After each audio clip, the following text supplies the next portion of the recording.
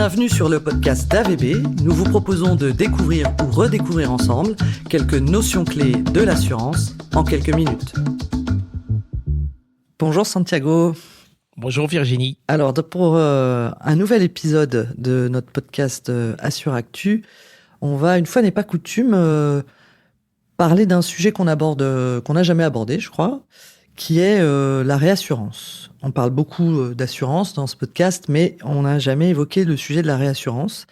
Et l'idée, c'est que tu nous éclaires un petit peu sur ce domaine particulier du secteur. Est-ce que déjà on peut commencer par une simple définition, on va dire, qu'est-ce que la réassurance ? Bien sûr. Alors, la réassurance, c'est l'assurance des assureurs. Dans un contrat d'assurance classique, un assureur accepte de prendre un risque, soit d'un particulier ou d'une entreprise, en échange d'une prime, et en cas de sinistre, il rembourse un certain montant. Cet assureur, à son tour, peut vouloir céder une partie de ses risques vers une autre entité. Et donc, on va parler de réassurance lorsque un assureur qu'on appellera cédante transfère une partie de ses risques ou cède une partie de ses risques vers un autre assureur, mais qui ne fait que de l'assurance pour les assureurs, et on l'appelle dans ce cas-là réassureur. D'accord, donc c'est des clients. Les clients des réassureurs ne sont que des assureurs, on va dire. Exactement. Donc c'est une niche. C'est une niche, et on peut même avoir de niche, dans le sens où un réassureur, à son tour, s'il le souhaite, peut céder une partie des risques qu'il a acceptés vers une autre entité. Alors, on va parler plutôt de rétrocession, puisqu'il rétrocède une partie de ses risques vers un rétrocessionnaire qui, à son tour, réassure le réassureur. Ok, plusieurs étages donc de cession de risque. Finalement. C'est un peu comme des poupées russes. Très bien. Mais du coup, est-ce que tu peux nous éclairer sur qu'est-ce qui amène un assureur, voire un réassureur, à vouloir faire appel à un réassureur ? Alors, la motivation reste la même, c'est-à-dire qu'un contrat de réassurance permet de transférer un risque qu'on ne souhaite pas garder vers une autre entité.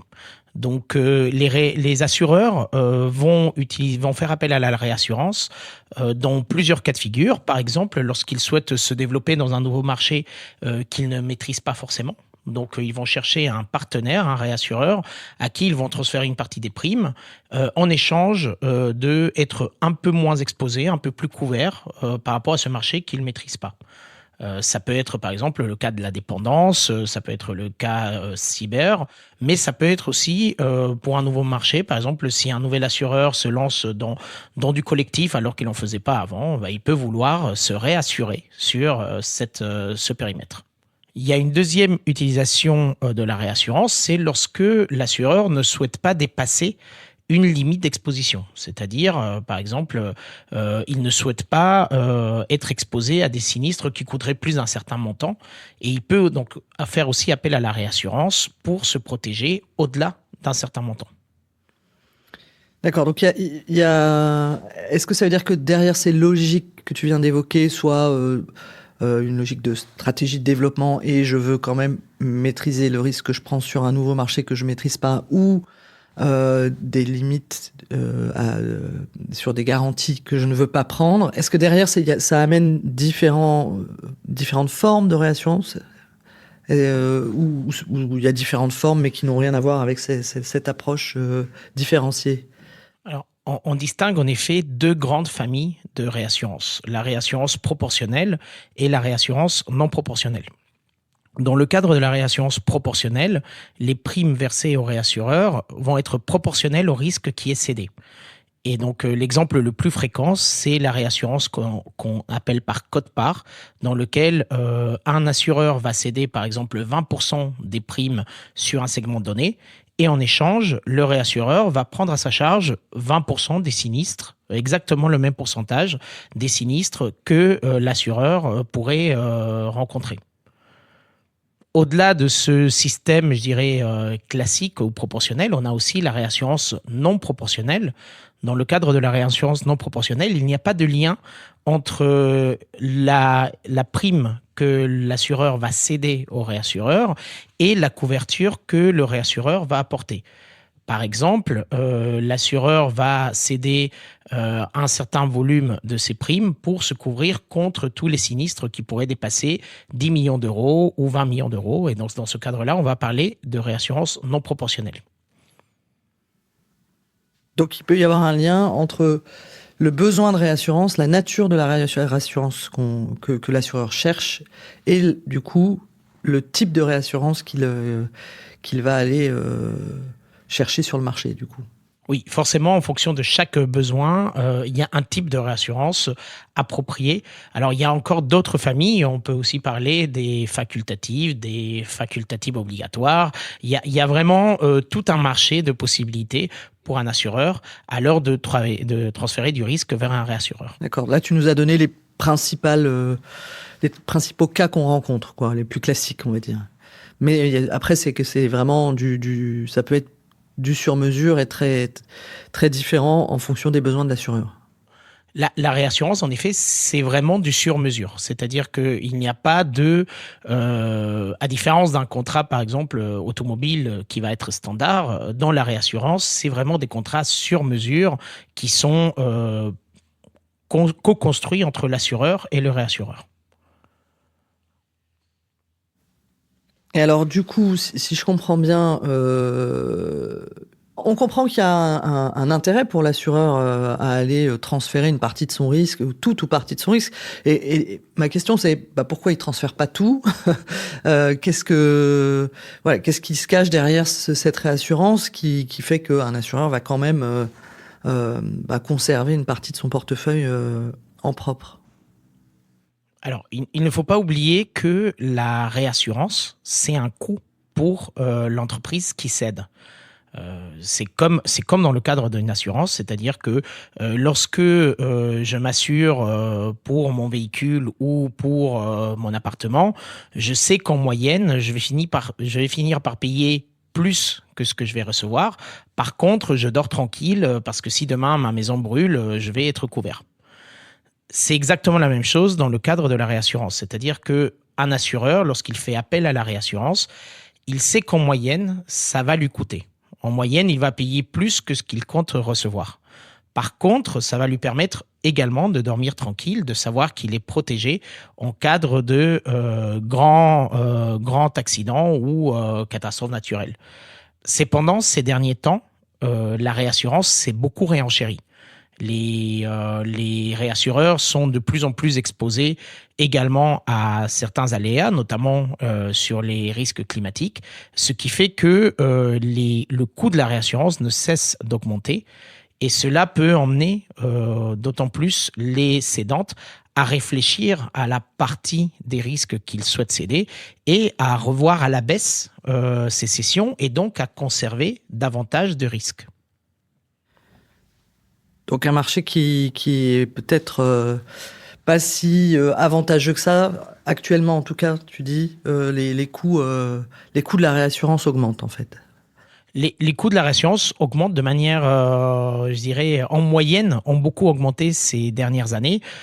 Après, c'est assez volatile, c'est-à-dire que ça reste une question d'appétence. Et donc, il y a des fois où le marché de la réassurance, donc les réassureurs sont plus enclin à prendre du risque et donc on peut avoir des baisses ponctuelles sur certains types de couverture, mais la tendance globale depuis une vingtaine d'années, mais je dirais même depuis toujours, c'est un réenchérissement de la réassurance et surtout depuis les années 2020. Et tu évoquais le fait qu'un assureur, il peut être amené à faire appel à la réassurance pour limiter son exposition au risque, et tu évoquais notamment des grands risques type catastrophe naturelle, etc.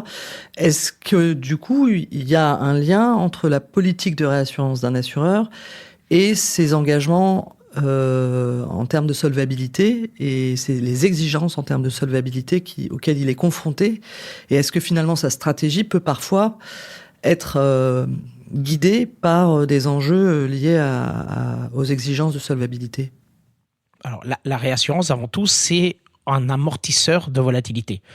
Et d'ailleurs, dans les besoins de solvabilité, de type solvabilité 2, la réassurance est bien prise en compte comme un amortisseur, c'est-à-dire qu'un assureur qui est davantage réassuré va avoir des besoins de capitaux réduits par rapport à un assureur qui prendrait la totalité du risque. Ce qui est clé, c'est d'avoir une politique de réassurance qui soit alignée avec l'appétence au risque de l'entreprise. Aujourd'hui, c'est donc essentiel d'être sûr qu'on a une politique de réassurance alignée avec notre propre appétit au risque. Et alors, est-ce qu'il y a des alternatives à la réassurance ? Parce que on voit que c'est un moyen de réduire son exposition au risque ou de pouvoir envisager de se développer sur des nouveaux segments de marché ou sur des nouveaux agréments obtenus. Mais est-ce qu'il y a d'autres façons pour un assureur de pouvoir répondre à ces besoins-là sans faire appel à la réassurance ? Dans certains cas, en effet, et on le voit d'ailleurs récemment avec certains types de périls comme la sécheresse par exemple, les réassureurs n'ont pas d'appétit pour certains types de risques. C'est-à-dire que même lorsqu'un assureur est prêt à payer, et à payer beaucoup pour certaines couvertures, parfois les réassureurs, il n'y a pas de réassureurs qui sont prêts à accepter ces risques-là. Et donc c'est une situation de marché où si jamais il y a personne pour accepter, du coup les assureurs doivent trouver d'autres solutions pour se couvrir par rapport à ces risques. Et une des solutions, c'est de transférer ces risques vers les marchés financiers, puisque les marchés financiers sont beaucoup plus profonds que le marché de la réassurance, et puisque finalement les marchés financiers sont assez indépendants par rapport aux facteurs de risque de l'assurance. Par exemple, une inondation ou un tremblement de terre ne va pas déstabiliser de manière profonde la bourse française. Et donc, un des véhicules pour pouvoir transférer ces risques vers les marchés financiers, c'est ce qu'on appelle les cat bonds. Donc, une cat bond, c'est une obligation qu'un assureur va émettre sur le marché. Et simplement, si jamais une catastrophe se produit qui est actée dans le contrat, alors l'assureur ne va pas rembourser le nominal. Et donc, l'assureur paye tous les ans un coupon qui serait équivalent au montant de la prime ou au coût du transfert du risque. Et en cas de grande catastrophe, il ne rembourse pas le nominal et donc garde ce capital pour pouvoir faire face à ses propres pertes. Une belle innovation. C'est récent, ces mécanismes-là ? Alors, les cat bonds existent depuis très longtemps, mais c'est vrai qu'on voit de plus en plus d'acteurs faire appel à ce type de véhicules ou à d'autres, donc ce qu'on appelle les Insurance Linked Securities, c'est-à-dire à d'autres types de véhicules de titrisation de risque vers les marchés financiers. Eh ben, ça nous amène à un prochain épisode pour aborder ça, sans doute, la titrisation